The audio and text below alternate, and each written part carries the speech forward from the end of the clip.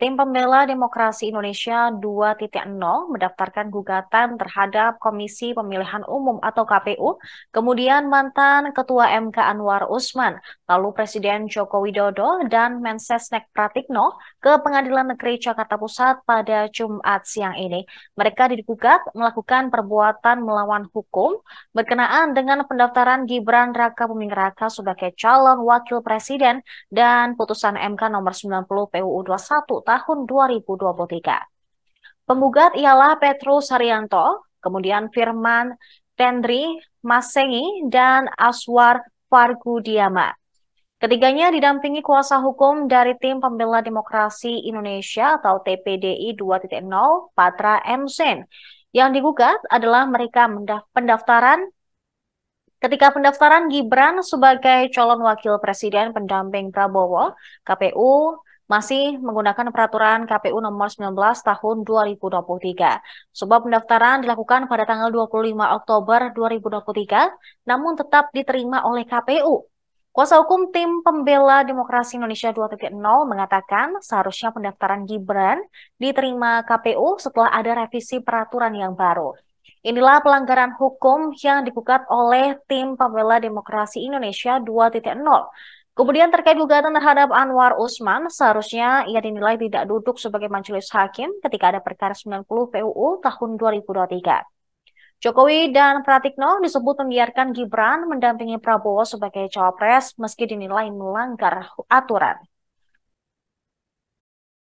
Kami para advokat hari ini sudah mendaftarkan gugatan perbuatan melawan hukum terhadap pertama Komisi Pemilihan Umum sebagai tergugat satu.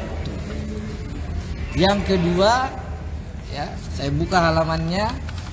Yang kedua, ya, kami juga mengajukan gugatan terhadap Bapak Profesor Dr. Haji Anwar Usman SHMH sebagai tergugat 2.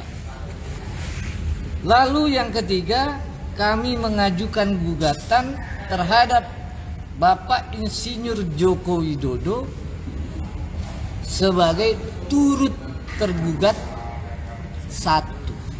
Dan yang terakhir, kami mengajukan gugatan terhadap Bapak Profesor Dr. Pratikno M. Sok SC selaku turut tergugat 2. Apa yang digugat? Yang digugat adalah pada saat pendaftaran Saudara Gibran, KPU itu masih menggunakan peraturan KPU nomor 19 tahun 2023. Karena kita ingat pendaftarannya dilakukan tanggal 25 Oktober. Ya. Pertanyaannya, kapan direvisi peraturan KPU nomor 23? Ya. Jadi pendaftaran ini menggunakan peraturan yang lama tapi diterima oleh KPU. Mestinya pendaftaran baru boleh diterima setelah ada revisi peraturan yang baru. Saya perumpamaan. Kalau teman-teman mau masuk rumah, ya, ada tulisannya siapapun yang mau masuk rumah tidak boleh pakai sepatu. Ibu bapak pakai sepatu boleh nggak masuk? Nggak boleh. Pada saat itu juga seketika tidak boleh masuk. Oleh karenanya pendaftaran yang dilakukan pada tanggal 25 Oktober 2005 semestinya oleh KPU berkasnya dirobek atau dikembalikan. Ya. Jadi itulah perbuatan melawan hukum. KPU menerima berkas pada tanggal 25 Oktober 2023 sebelum peraturan KPU-nya diperbarui atau direvisi. Itu satu.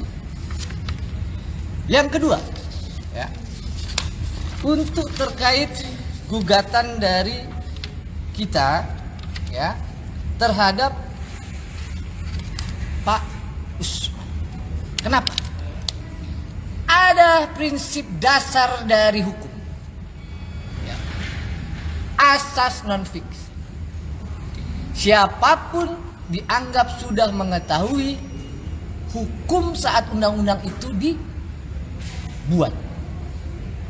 Semestinya ketika ada pengajuan perkara PUU 90, beliau tidak duduk dalam majelis dan sudah dinyatakan pelanggaran oleh MK.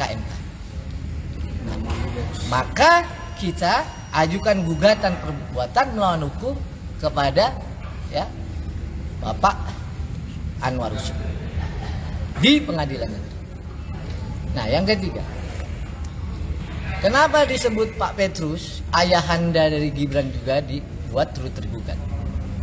Selaku warga negara, semestinya siapapun orang tua kalau ada niat dan atau, ya, rencana melakukan pelanggaran hukum, harusnya apa? Dilarang atau dibiarkan? Harusnya dilarang. Ya. Begitu juga turut tergugat dua, semestinya memberikan satu nasihat dan juga tidak membiarkan. Nah, sekarang saya masuk ke poin yang paling penting adalah permohonannya, ya, supaya ini bisa diketahui oleh teman-teman. Download Tribun X sekarang, menghadirkan lokal menjadi Indonesia.